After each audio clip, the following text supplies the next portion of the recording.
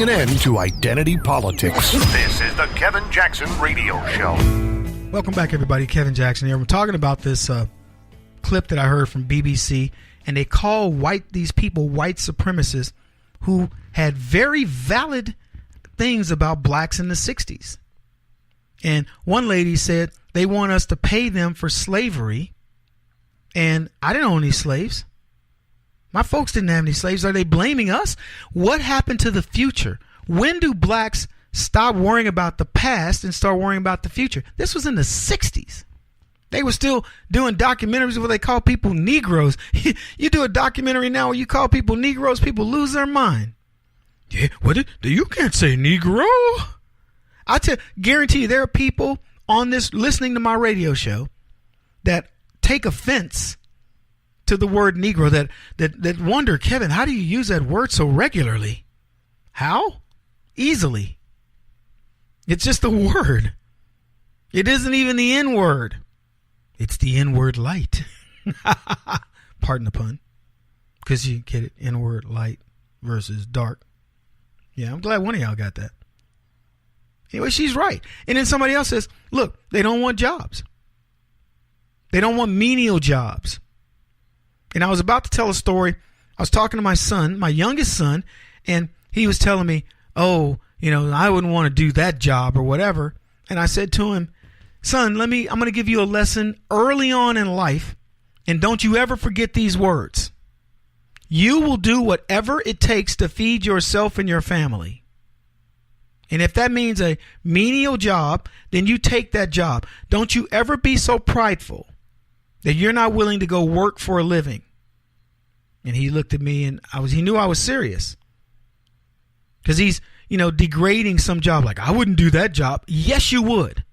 Under the right circumstances, I'm raising you to do that job. We clear? Yeah, Dad. Okay. I go, because you know what, son? Somebody's doing that job.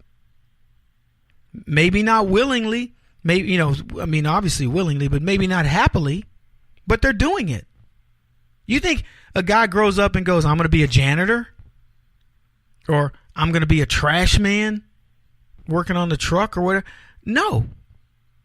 But life deals you your cards. And these people gladly accept it. And don't you denigrate them. That's what I was telling him.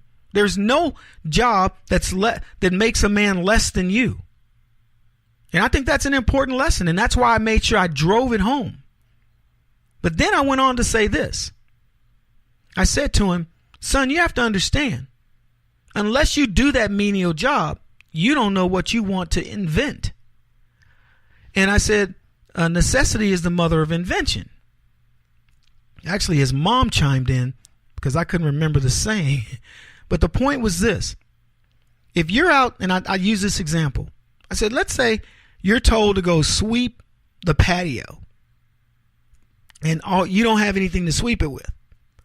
So you get down on your hands with a piece of cardboard. And you're moving everything out of the way.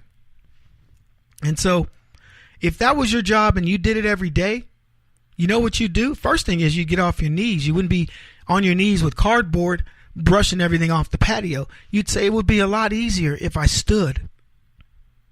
So you'd stand up and you'd say, okay, let me take a stick and I'll put the cardboard on it. And you do that. And then you'd go, this cardboard isn't working. It's too flimsy. It's not, getting everything off. You can see where I sweep, where I don't, blah, blah, blah. And so you would eventually come to the conclusion that you need maybe straw.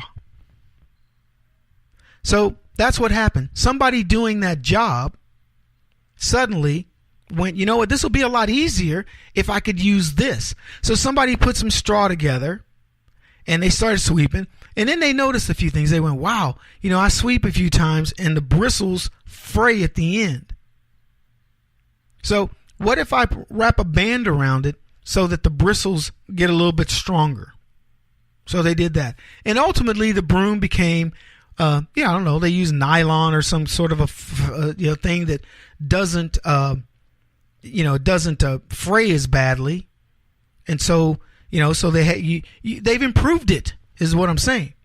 But it wouldn't have improved if somebody didn't have the menial job to do it. And by the way, that's true of everything that there is. It's true of your camera. It's true of big loading equipment. Somebody was using a wheelbarrow and went, you know what? If I could stick a motor on this thing and put it on 4 wheels, I could drag this stuff around. Somebody was lifting rocks, and some other guy goes, man, if you could find something with a bucket, a scooper on it, and we pick that up and put it inside of there, then you don't have to load the wheelbarrow. Then if it was not a wheelbarrow and it was a quad runner, and you could let the thing, blah, blah, blah. And everything is about making it easier. So that's what they do.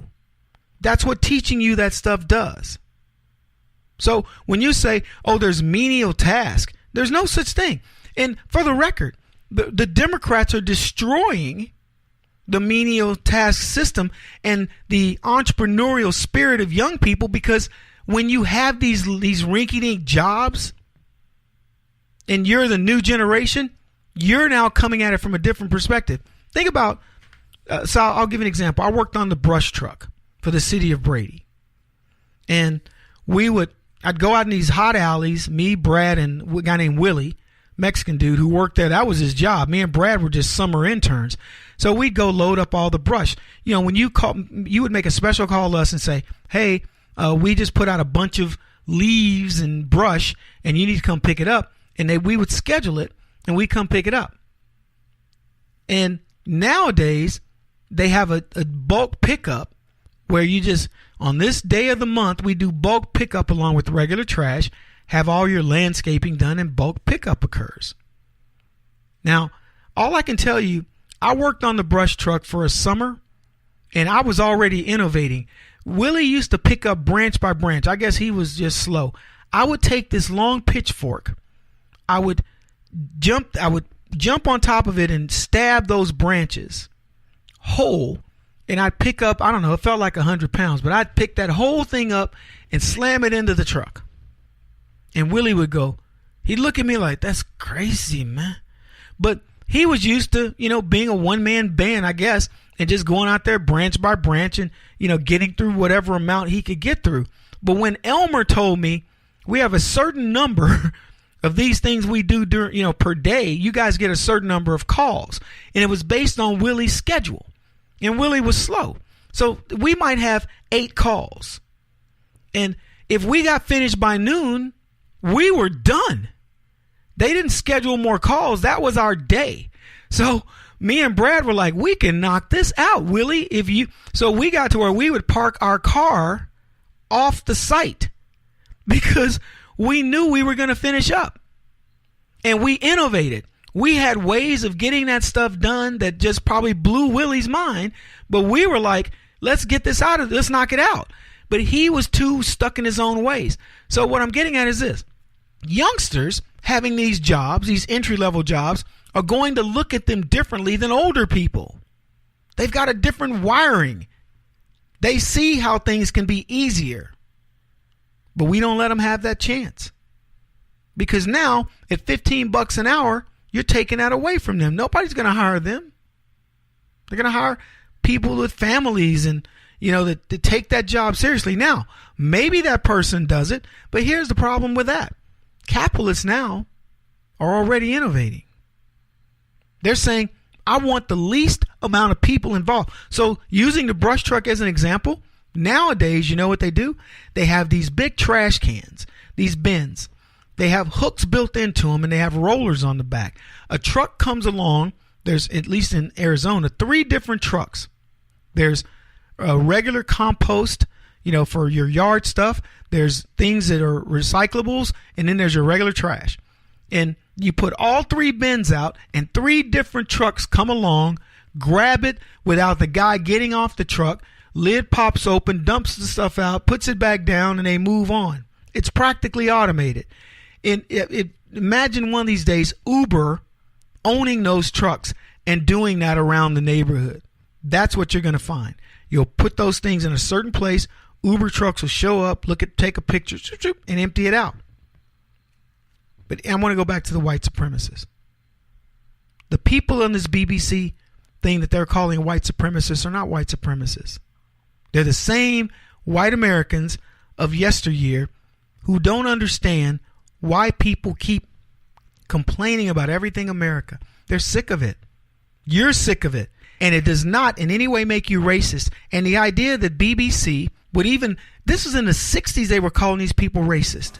And now we're going through more of it. Kamal Bell of CNN calling you racist. People, a former Bush-Reagan guy said, if you voted for Trump, you're racist. How silly is that? He won't stop until he's the top-rated radio talk show host in America. What kind of weird competitive freak are you? This is the Kevin Jackson Radio Show.